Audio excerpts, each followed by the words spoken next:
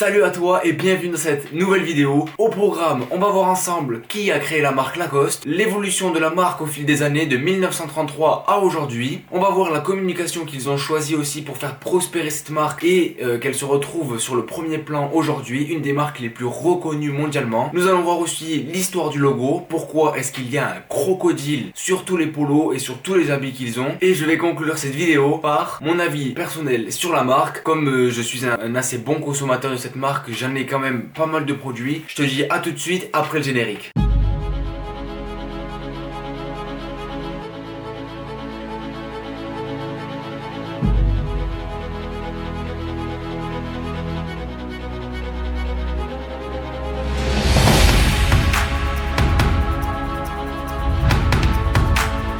Qui a créé Lacoste? C'est tout simplement René Lacoste, un homme qui est né en 1904 et mort en 1996. Il est très connu pour avoir été un tennisman de renommée mondiale. Il a gagné pour ça 7 titres de Grand Chelem et 2 titres de la Coupe Davis. En 1933, lors de sa reconversion professionnelle, il se décide à entrer dans le monde du prêt-à-porter et de la mode avec son partenaire André Gillier, un polytechnicien qui lui sera d'une aide précieuse puisque c'est lui qui a inventé la maille, ce qui a fait la renommée de la marque Lacoste. Maintenant que l'on sait qui a créé la marque Lacoste, on va s'intéresser au développement de la marque et à ses stratégies de communication à travers le temps pour garder, après 90 ans encore, une image intacte de sa marque que l'on peut trouver à presque tous les coins de rue.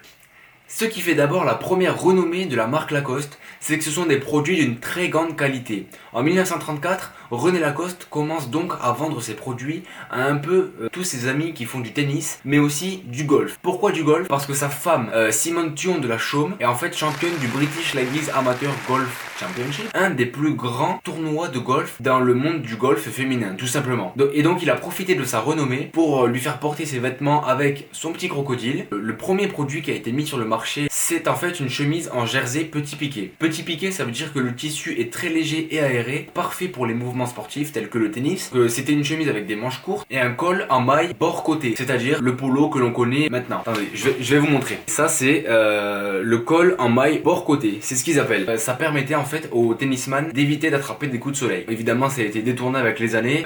Il y a 10 ans en arrière, c'était la mode d'avoir le col remonté, mais bon, ça s'est très vite perdu parce que c'était quand même pas très beau. Il faut quand même souligner la tenue que les tennisman devaient porter avant qu'il invente ce polo. Donc ça ressemblait à rien de ce que l'on connaît aujourd'hui, du petit short avec le petit polo. Avant, c'était vraiment la tenue, une veste blanche, manches longues, avec un pantalon blanc très long aussi. Et aujourd'hui, ça n'a plus rien à voir, et c'est en partie grâce à René Lacoste et l'invention de son polo. À cette époque-là, on appelait ça plutôt une chemise, mais aujourd'hui, c'est ce qu'on a appelé polo. Donc cette chemise ou ce polo, bon, à partir de maintenant, on va l'appeler polo parce que ça va être plus clair comme ça dans la tête de tout le monde. Donc ce polo, on l'a appelé le L1 2 12. Donc pourquoi est-ce que à chaque fois on le voit? Je sais pas si t'as remarqué, mais quand tu vas chez Lacoste, si tu as déjà été, tu vois toujours écrit polo L1 12. Tout simplement parce que le L, ça représente Lacoste. Le 1, c'est pour signifier la qualité du tissu, donc en petit piqué. Le 2, c'est pour signifier qu'il y a 2 manches courtes. Et le 12, parce que René Lacoste a tout simplement choisi le 12e prototype parmi tous ceux qui lui ont été proposés pour créer ce premier polo. Donc il faut se dire qu'à cette époque-là, c'est une marque qui s'écoule quand même en grande quantité, mais survient un événement qui n'est autre que la Seconde Guerre mondiale, et donc à partir de là, il est obligé de suspendre la création de tous ses produits. La production des vêtements Lacoste reprend en 1951. Il en profite pour diversifier la couleur de chacun des polos et l'exporter à l'étranger. Il commencera d'abord par l'Italie, les États-Unis, puis ensuite le Japon, et ensuite le reste du monde. En 1960, la marque améliore encore sa notoriété grâce à une nouvelle raquette sur le marché, une raquette en acier qui a été créée par René Lacoste. Et donc ça, c'est une grande innovation parce qu'à cette époque-là, lorsqu'on jouait au tennis, on jouait avec des raquettes en bois. Et donc René Lacoste a encore été novateur sur ce côté-là. Il a fait, on va dire, ce qu'on appellerait aujourd'hui une collaboration avec la marque Wilson pour sortir la raquette T2000. C'est l'objet fétiche de Jimmy Connors qui quelques années plus tard lui permettront de remporter 8 tournois du Grand Chelem. Donc c'est quand même une belle innovation de la part de René Lacoste. En 1968, Lacoste décide de s'associer avec Jean Patou. C'est une entreprise à cette époque-là qui est mondialement connue dans l'industrie du parfum et de la fragrance. donc ça lui permettra de créer la première eau de toilette pour hommes de chez Lacoste. Si tu ne connais pas Jean Patou, c'est normal, mais sache quand même que parmi son équipe, elle a compté Jean-Paul Gaultier, elle a compté Pierre Cardin et elle a quand même créé le parfum de Dior, Joy, qui est sorti en 2018. En 1980, la marque continue de prospérer en ouvrant des magasins un peu partout dans le monde et en continuant l'élargissement de son catalogue en rajoutant des chaussures de sport. Après le décès de René Lacoste en 1996, c'est Christophe Lemaire qui prend la possession de la direction artistique de chez Lacoste. La première collection qu'il va sortir avec Lacoste est une collection dite au style prépi, c'est-à-dire un style qui est très caractéristique dans ces années-là aux personnes qui sont assez fortunées et qui vivent dans le sud d'Hampton. Et je te mets une photo pour que tu vois à quoi ça ressemble. C'est le style qui était exactement utilisé par la marque Ralph Lauren. Au même moment, le rap français connaît une bulle énorme avec de nombreux rappeurs qui s'accaparent l'image de Lacoste en arborant fièrement leur logo et se disant que ça représente un peu un style de réussite, comme aujourd'hui on pourrait en voir certains avec du Louis Vuitton ou du Gucci. Et donc en fait Lacoste va pas du tout apprécier être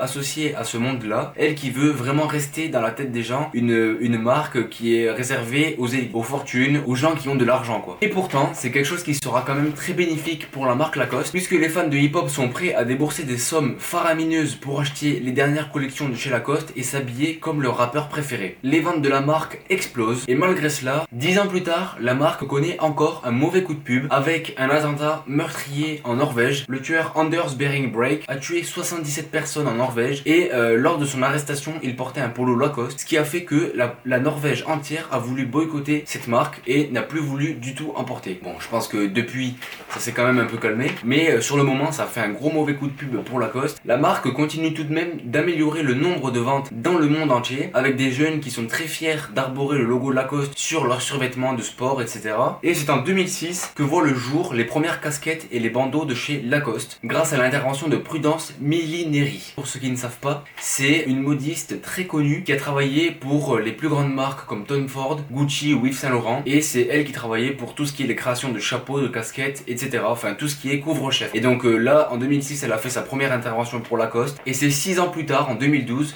que l'ensemble de la famille décide de vendre leur part de l'entreprise après une querelle familiale à la holding Moss Frères. Donc c'est une holding suisse qui regroupe plusieurs marques très connues comme Gant ou Eagle. À ce moment-là, la valeur de Lacoste augmente considérablement pour atteindre le milliard d'euros. Donc on a vu que Lacoste avait du mal à s'associer avec tout ce qui était rappeur et streetwear, mais pourtant en 2018, Lacoste essaye de renouer un peu les liens avec ce milieu et n'hésite pas à faire une collaboration avec la marque Supreme qui sera très vite sold out. Elle choisira en plus comme porte-drapeau de cette collaboration le rappeur Moa Lasquale. Donc ça c'est quand même quelque chose qui était assez inattendu parce que Moa Lasquale ça représente quand même les jeunes de banlieue, ça représente tout ce que Lacoste n'aimait pas dans les années 2000. Tout petit je vendais du shit, c'était pas triste, c'était la street, c'était la squale sur rue du russe, la squale, l'amour du risque. Et là 18 ans après il leur a fallu du temps pour comprendre que c'était quand même eux qui leur faisaient une grande partie des ventes. Et en 2019 Moa Lasquale a sorti une deuxième collaboration avec la marque Lacoste et donc on peut voir que ça y est, Lacoste je pense qu'ils sont rentrés un peu dans